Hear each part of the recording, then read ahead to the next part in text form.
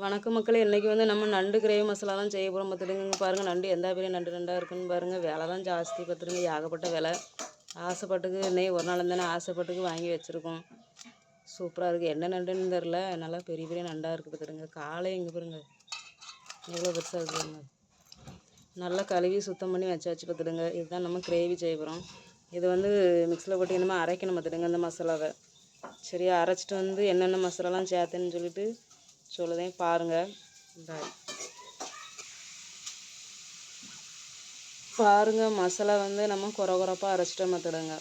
இதில் வந்து என்னதெல்லாம் சேர்த்துருங்கன்னு பார்த்திங்கன்னா, தக்காளி, பல்லாரி, நல்ல மிளகு, சீரகம், சின்ன சீரகம், பெருஞ்சீரகம், அப்புறம் இஞ்சி, வெள்ளைக்கூடு இவ்வளோ போட்டு அரைச்சி வச்சுருக்கேன் பார்த்துடுங்க நைஸாட்டு. வாங்க இப்படி நண்டு கிரேவி எப்படி செய்யலான்னு பார்ப்போம்.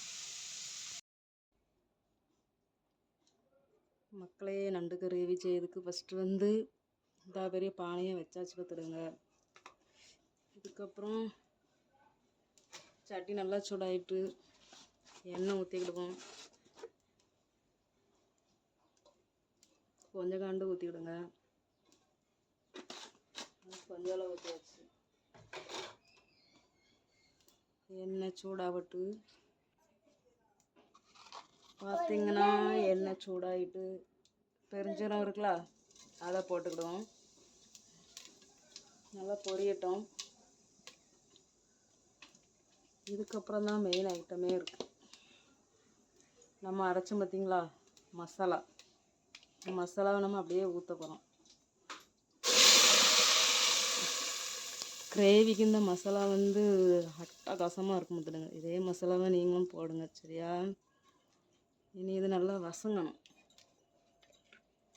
பச்சை வாடெல்லாம் போகணும். ஏன்னா வெள்ளைக்கூடு, தக்காளி எல்லாமே நம்ம பச்சையாக போட்டிருக்குமா, அதனால் நல்லா வசங்கட்டும்.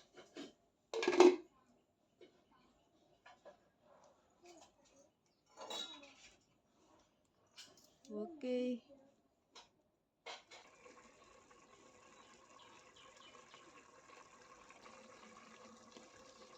விரவு எவ்வளோ விரவு வச்சுருக்காவோ பாருங்க. விரவு அடுப்பில் இருக்குமா, அதனால தான் கறியாக இருக்குது பார்த்துடுங்க. தப்பாக நினச்சிடாங்க சரியா. மக்களே, இப்போ பார்த்தீங்கன்னாக்கி கொஞ்சம் பச்சை ஸ்மெல் போயிட்டு பார்த்துடுங்க. இனி இதெல்லாம் மசாலா நம்ம போட்டுக்கிடலாம். ஃபஸ்ட்டு கொஞ்சோண்டு மஞ்சள்தூள், அதுக்கப்புறம் மிளகாத்தூள், கொஞ்சோண்டு காரத்துக்கு உங்களுக்கு எவ்வளோ தேவையோ அவ்வளோ போட்டுக்கிடுங்க. அதுக்கப்புறம் ஒரு ஸ்பூன் மல்லித்தூள், வீட்டில் அரைச்சது பார்த்துடுங்க. இது ஒரு 1.5 ஸ்பூன் போட்டுவிடுங்க. கொஞ்சம் நம்மளுக்கு கலருக்காண்டி நம்ம காஷ்மீர் சில்லி போட போகிறோம் லைட்டாக.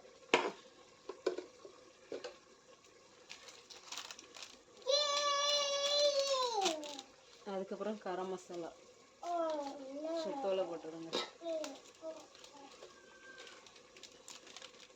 அதுக்கப்புறம் சிக்கன் மசாலா, அதுவும் உங்களுக்கு எப்படியோ போட்டுவிடுங்க. கொஞ்சம் போட்டாலே போதும். இனி இவ்வளோத்தையும் நம்ம போட்டு மிக்ஸ் பண்ணிவிடலாம்.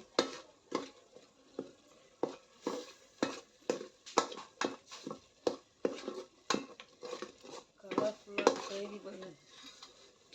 இதுதான் நண்டு கிரேவி, இப்படி தான் இருக்கணும். இதில் தான் நம்ம இனிமேல் நண்டை ஆட் பண்ண போகிறோம் சரியா.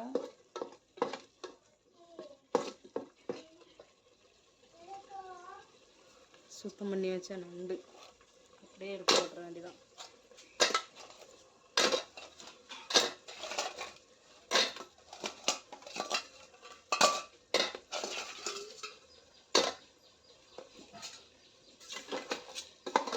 இதுமே செஞ்சிங்கன்னு வச்சுக்கோங்க, நண்டு பிடிக்காதவங்க நண்டு வேணும் வேணும் கேட்டு சாப்பிடுவாங்க.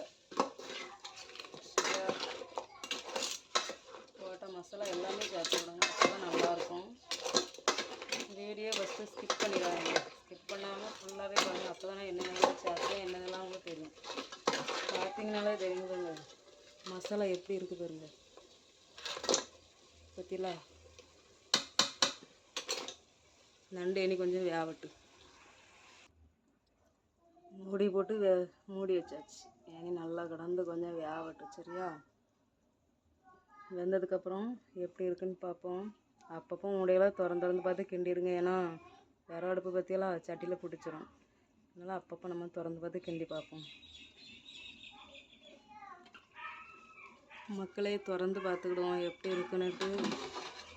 லைட்டாக கிண்டி விடணும் பார்த்துடுங்க. அதெல்லாம் சட்டியில் பிடிச்சிரும்.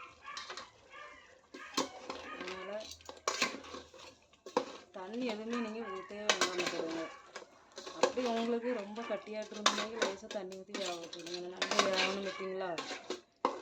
நண்டுலேயே தண்ணி இருக்கும். அதனால் தண்ணி ரொம்ப ஊற்றி சேர்த்தாங்க நல்லா இருக்காது.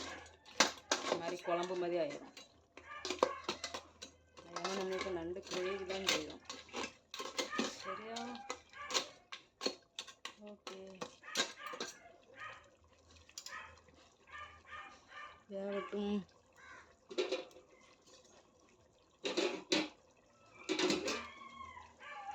மறுபடியும் மூடி போட்டு வச்சுக்கிடுவோம்.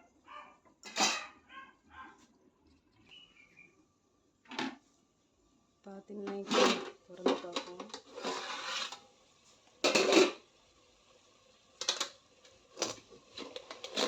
கிண்டி விட்டு ரெடி ஆகிட்டு. நம்ம போட்ட மசாலா எல்லாமே நண்டு நல்லா ஊறிட்டு பார்த்துக்கோங்க. பார்த்தீங்கனாலே தெரியும். நீங்கள் மல்லி இலை இருந்தால் போட்டுடுங்க. என்கிட்ட இல்லை. மல்லி இலை போட்டால் நல்லாயிருக்கும்.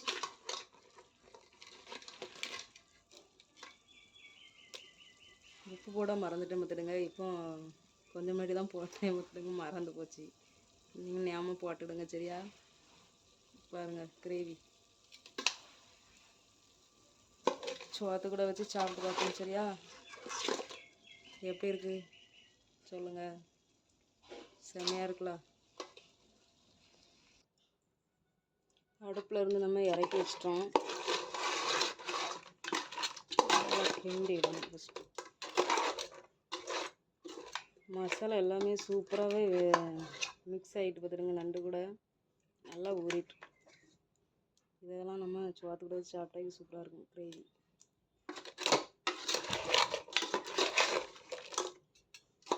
நீங்களும் நான் போட்ட மசாலா எல்லாமே போட்டு சேர்த்து செஞ்சு பாருங்க. சரியா ஃப்ரெண்ட்ஸ்? சோத்து கூட வச்சு சாப்பிட்டு பார்ப்போம் எப்படி இருக்குன்ட்டு. ஓகே, பாருங்கள்.